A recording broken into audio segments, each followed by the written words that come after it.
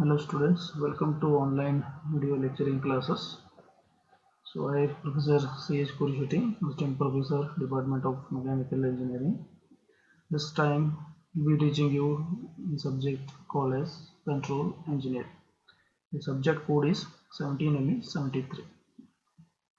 This is the first lecture. The first module is about introduction about the control engineering. So to begin with, before that, we'll try to understand what are the course objectives. The first objective is modeling of mechanical, hydraulic, pneumatic, and electrical systems. So here, for all these type of physical models, you are going to write the mathematical equations. So writing the mathematical equations in the sense you are writing the mathematical differential equations. So those equations we are going to call it as mathematical models. Then the second one is the representation of system elements by blocks and its reduction. So if you take an example of any system, it consists of so many parts. Okay, so you can replace those parts by using the blocks, and you can connect those blocks by using the arrows. So the connection of those blocks with those indication of those arrows, we can call it as a block diagram. And further moving, it is giving that its reduction. So why reduction is necessary? So basically here, for the actual system, if it is consisting of so many parts, definitely it is made for to get some output, right?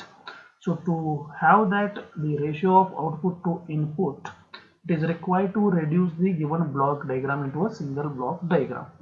Then the third one is the transient and steady state response analysis of a system. If the system is having a different type of inputs, either the input may be a transient type or steady state type. So how the system will respond for that kind of inputs you are going to analyze. Then the fourth one is a frequency response analysis using polar plot. So this is one of the method to analyze the response of the system for the frequency. Then the fifth one is frequency response analysis using the Bode plot. So likewise, for the polar plot, you are analyzing the system for the frequency response. In the same way, here this is one of the method that is known as Bode plot. Then the sixth one is analysis of system using root locus plots. So again, this is also one of the method to analyze the system for the different inputs and to check the stability of this system. Then the seventh one is different system compensators and variable characteristics of linear systems. So here you are going to write the matrix for the given system. So based on the variables in that matrix, you are going to check the stability of the system. Okay, so these all are the 7 course objectives for this control system subject. Then moving further, we'll try to understand what all are the course outcomes. So course outcomes are nothing but these are the things after studying this subject the student must be able to. Okay, that means after studying this subject you should be able to do all these 5 things. So the very first one is apply the knowledge of control system and governing equation for the physical models, as we have discussed in the course objectives.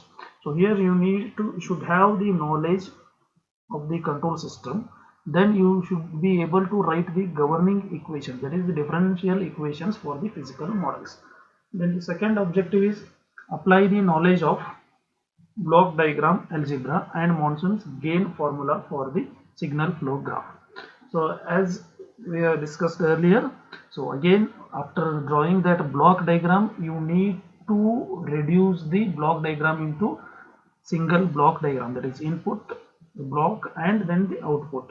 The same block diagram can be drawn with the signal flow graph. Okay, so signal flow graph are also one of the method to represent the system like block diagrams. So here to reduce the block diagram you can use the block diagram algebra, but to get the transfer function from the signal flow graph you have to use the Monson's gain formula. Then the third one is analyze the root locus of first and second order systems.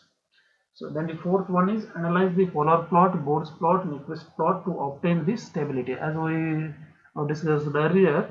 So here also to check the stability of the system or to analyze the response of the system for the different input, that is varying inputs, these methods can be used. Then the fifth one is analyze the matrix representation of the state equations. So again, when you write the matrix, it will have the variance. So by changing those parameters, you can check the stability of the system. So these are the 5 course outcomes of the subject.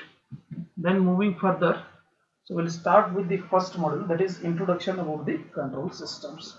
So basically in the recent years, concept of automatic control has achieved a very important position in advancement of modern science. Then the automatic control system have played an important role in advancement and improvement of the engineering skills here. Practically every activity in our day-to-day life is influenced by some sort of control system. So this concept of the control system also plays an important role in working of space vehicles like satellites, guided missiles. Then these such control systems are now integral part of modern industrialization and industrial processes and so many home appliances. So here in case of industrialization, so many industries are nowadays turning into the automation industries. So there these control knowledge of this control systems plays very important role.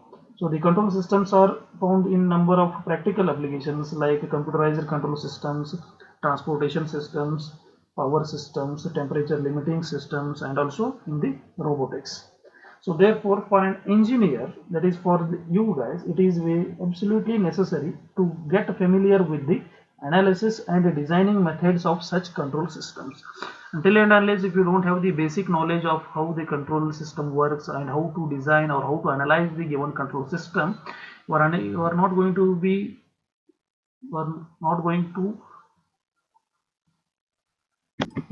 to understand the working of the control system. Okay, so then in the first module it includes the concept of system and control system. Then it gives the classification of control systems. Then it will have the discussion of various types of control systems supported with the number of real-time examples. So before beginning with the actual to understand what do you mean by a system or control system, first we'll try to understand what is the importance of a control system. Basically control system, it manages, commands, directs or regulates the behavior of the devices or the systems using control loops. It can be a smaller or the bigger. So likewise it ranges from single home heating controller using a thermostat controlling a domestic boiler to a large industrial control systems which are used for the controlling processes or machines. Now the second point is what are the mechanical control systems. So this subject is for the mechanical engineering. So first we'll try to understand which are the systems we can call it as a control systems. So most commonly control systems includes mechanical, electronic, pneumatic, computer aided. So the system usually contains three main parts: input, process and output. So before beginning with the actual control systems, first we'll try to understand some of the basic definitions. So the very first one is it is a system. So the definition of the system is it is a combination or an arrangement of different physical components which acts together as an entire unit to achieve certain objective. It is like an assembly. Okay, so as you have seen in your CAMD, you used to design so many parts, then you used to assemble the things to get one product. So that product is made to achieve some output, right? So in the same way, the system itself is a combination of the elements. It is connected in such a way that it should give certain output. So this is the example of the system, that is lamp. It is made of glass filament. Okay, then the second one is control system. So control system, so as in the name itself, it is having a control. So to control means to regulate or to direct or to command. So the control system is an arrangement. Again, it is an arrangement of different physical elements connected in such a manner so as to regulate or direct or command itself or by some other system. If you take an example of the lamp again, okay, so without power supply it is a physical system, just a physical system. With the power supply it will become a control system. So here glow of the lamp will occur only when the switch is on. So on and off of this switch button is going to be a control action, so it is having a controller. So now we can call it as a controller system along with the power supply. Okay, so one more example for the to understand the difference between system and control system, we can take an example of a classroom. Okay, so classroom is itself is a system because it is having a room, combination of a bench, blackboard, fans, lighting arrangements. So we can call classroom as a system. So now for the same classroom, if a professor is delivering his lecture, so the combination becomes control system because here he tries to regulate or direct or command the students in order to achieve the objective, which is to impart good knowledge to the students. So here the exchange of the knowledge will take place between the student and lecturer or professor. Okay, so without professor it is just a physical system. Once the professor starts delivering the lecture, it will become a control system. Then the next one is a controller. So the next one is a plant. So plant is a portion of a system which is to be controlled or regulated, is called plant or the process. So here you can see reference input, plant and controlled output. So whatever the processes or the procedure has to carry out to get the required output, that thing will happen in the plant. Again, if you take the example of a classroom itself is going, we can call it as a plant. So here input will be lecture giving by the professor and output is the gaining of the knowledge from the students or by the students. Then the next one is controller. So it is an element of the system itself or external to the system which controls the plant or the process is called controller. So in case of classroom we can take professor as the controller.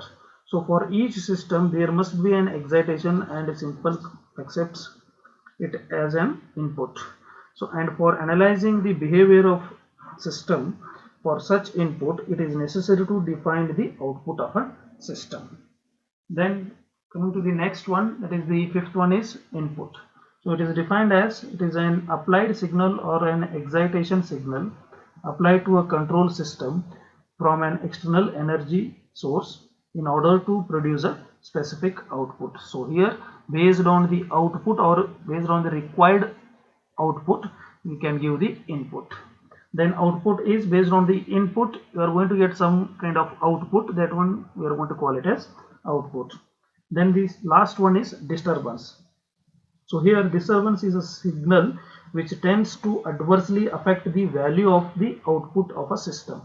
If such a disturbance is generated within the system itself, it is called an internal disturbance.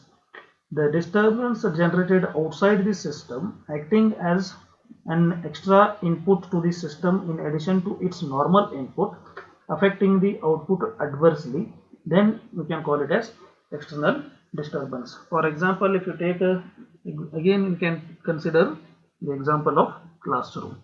So in classroom what will happen? The professor will deliver the lecture and students will gain the knowledge. Okay, so now talking about the disturbance in a class, while the professor is delivering the lecture, some of the students may talk each other, right? Usually they say most of the time the last benchers.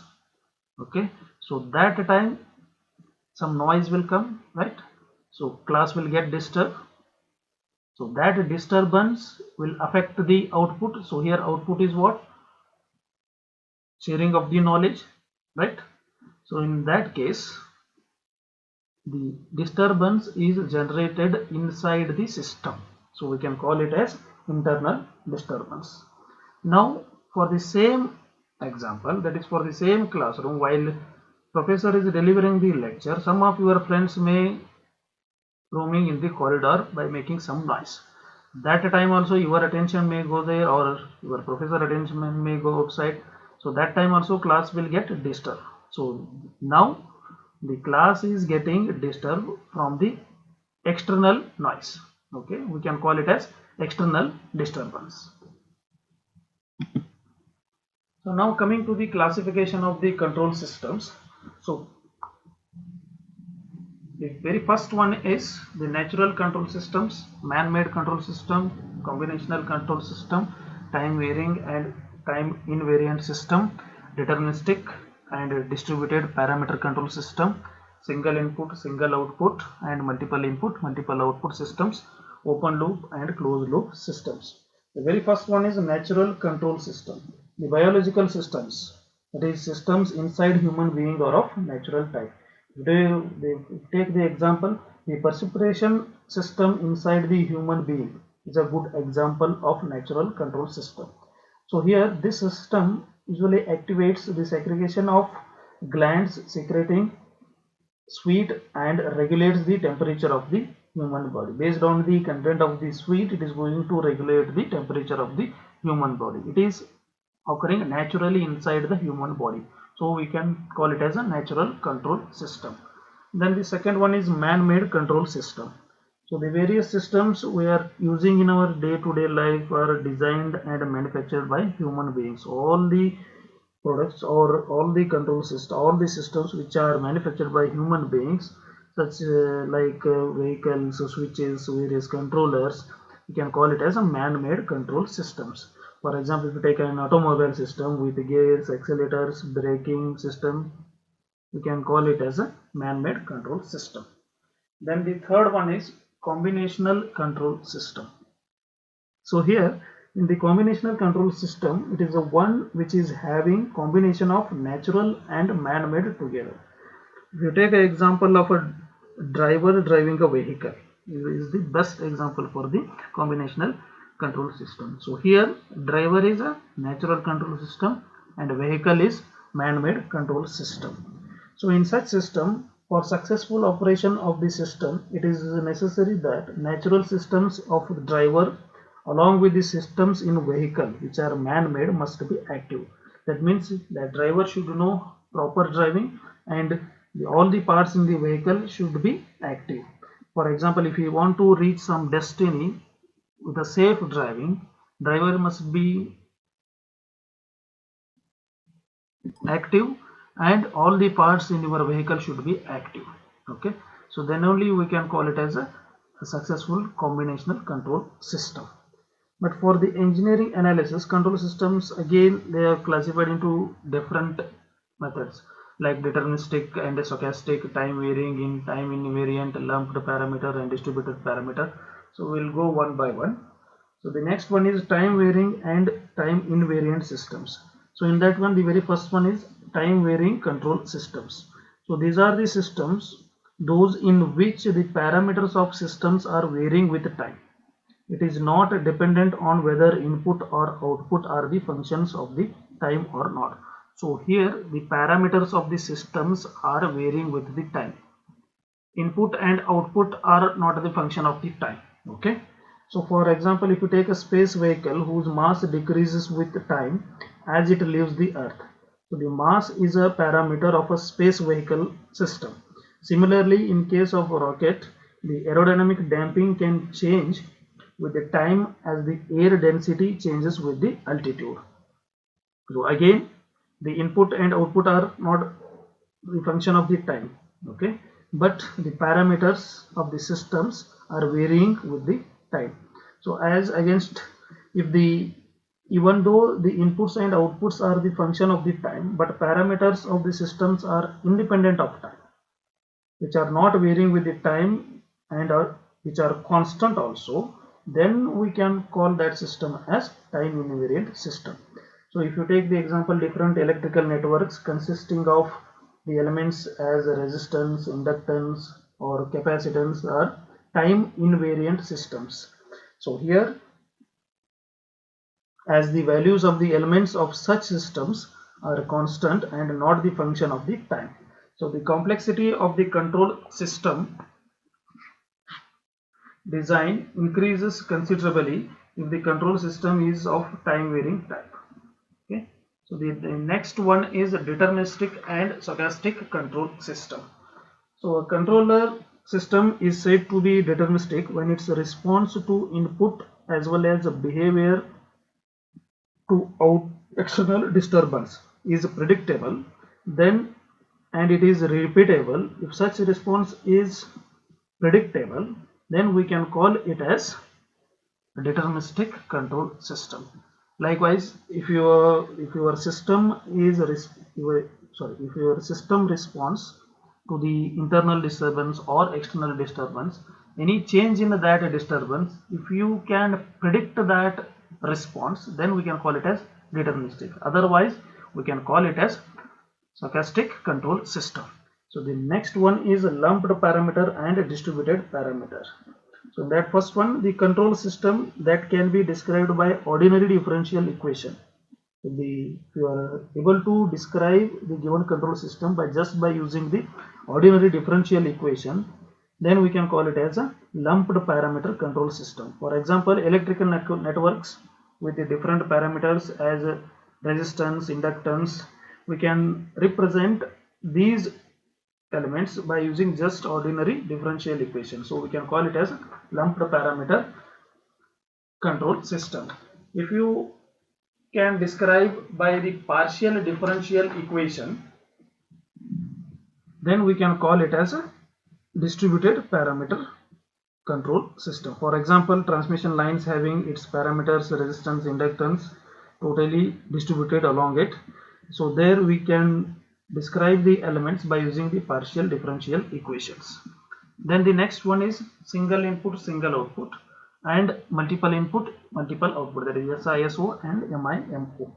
So if a system is having only one input and one output, we can call it as a single input and single output control system. For example, a position control system has one input, that is a desired position, and one output, that is actual output position. We can call it as SISO system.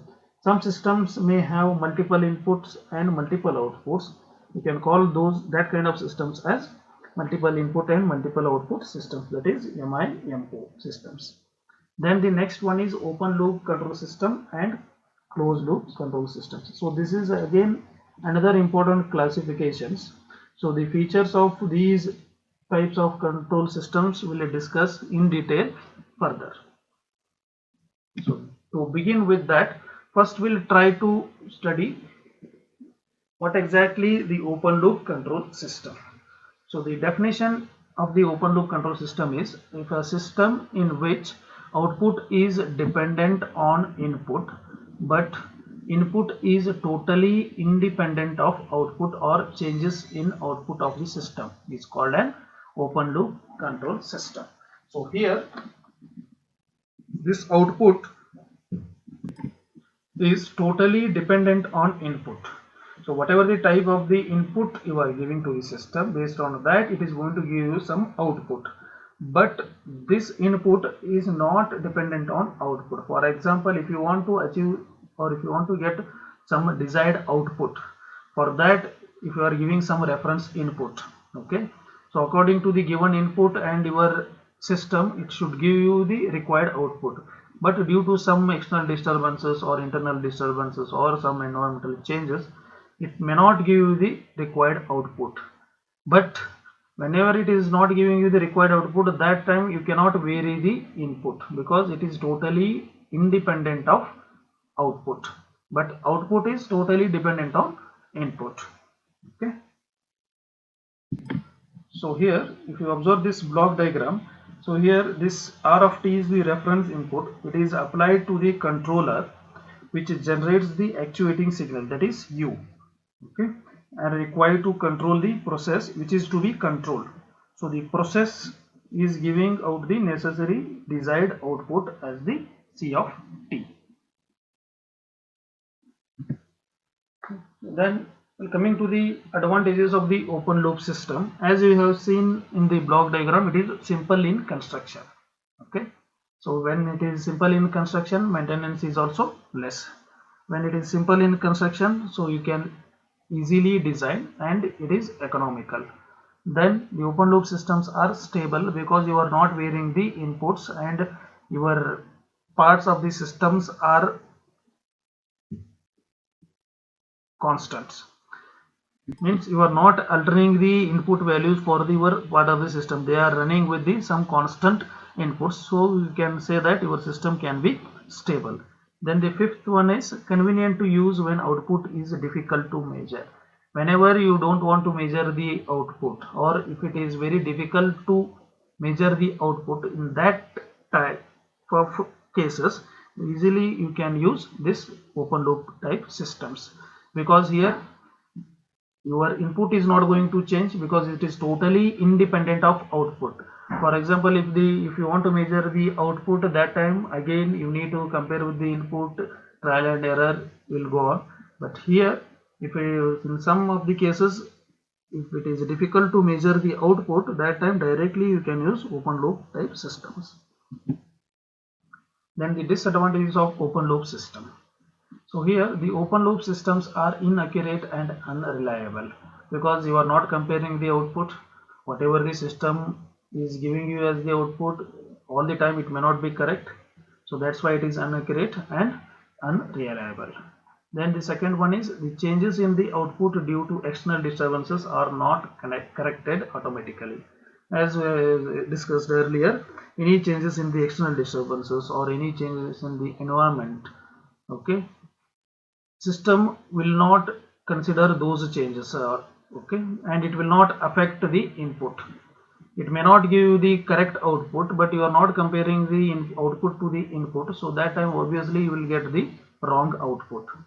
Then the third one is time to time recalibration is required because we are not comparing the output to the input, right? So here, to get the desired output, we need to recalibrate each and every part of the system. Now coming to the real-time applications of the open loop system. So here we'll try to discuss few examples so that you can easily understand how exactly open loop system will work. So the first one is sprinkler used to water a lawn. So here the system is adjusted to a water given area by operating the water wall. Okay, first by adjusting the wall you are going to consider the area to which you need to water and observing the resulting pattern. Okay, and when the pattern is considered satisfactory, the system is calibrated and no further wall adjustment is made. For example, if I want to water around 5-meter radius, so I will give the input to the sprinkler system by adjusting the wall. Once if I satisfy that, or once if I come to know that it is covering 5-meter radius of the area, that time I will stop that wall adjustment and I will start the watering of the area. Okay, after the satisfaction of watering, you cannot, it automatically it cannot change the area, so that's why it is called as open loop system. Then the second one is automatic toaster machine. So in this system, the quality of toast depends upon the time for which the toast is heated. Okay, depending on the time setting, bread is simply heated in the system. So the toast quality is to be judged by user and has no effects on the input. So here initially you are going to set the time, so this relay or controller is going to give you the power input. In this heating process of the bread, it will heat up to the pre-settled time. Okay, after that it is going to give you the toast, but the quality of the toast, whether it is the required quality or if it is good or bad, it is going to be judged by the user. If it is altering from the desired or the required quality, that time automatically it cannot change the desired time, manually you have to do it. That's why we can call it as open loop system. Then the third one is a traffic signal, that is a traffic light controller. So here a traffic flow control system used on a road is time dependent, right? So the traffic on the road becomes mobile or stationary depending upon the duration and sequence of lamp glow. So this sequence and duration are controlled by these relays, which are predetermined and not dependent on the rush on the road. For example, if for a certain direction, if the rush is happening in the circle, so that time it will not change its glow of the lights, right? Because when it is already predetermined time, and it is these relays will have some sequence. According to that sequence only they are going to glow the lights. Okay, so here actual traffic control.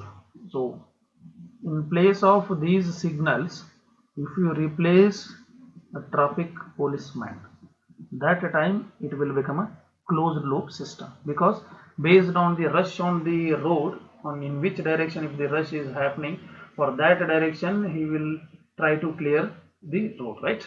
But here in this case it will not happen because it is a predetermined system. Then the fourth one is automatic door opening and closing system. So in this system, photosensitivity sensitive devices are used. When a person interrupts a light, the photo device generates the actuating signal which will send to the doors to open for a specific time. After some time, that is when the person passes through the door, light becomes continuous and closing the door. So the opening and closing of the door is the output, which has nothing to do with the inputs. So you can call it as open loop system. So along with this, we can have the some more examples like for the open loop: room heater, fan regulator, automatic coffee server, electric lift, theater lamp dimmer, automatic dryer.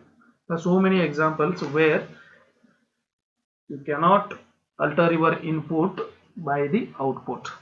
Okay, so thank you. So in the next lecture we'll try to study what do you mean by closed loop system, and what are the advantages, what are the disadvantages, and we'll try to study some of the real-time applications of the closed loop control system. Thank you.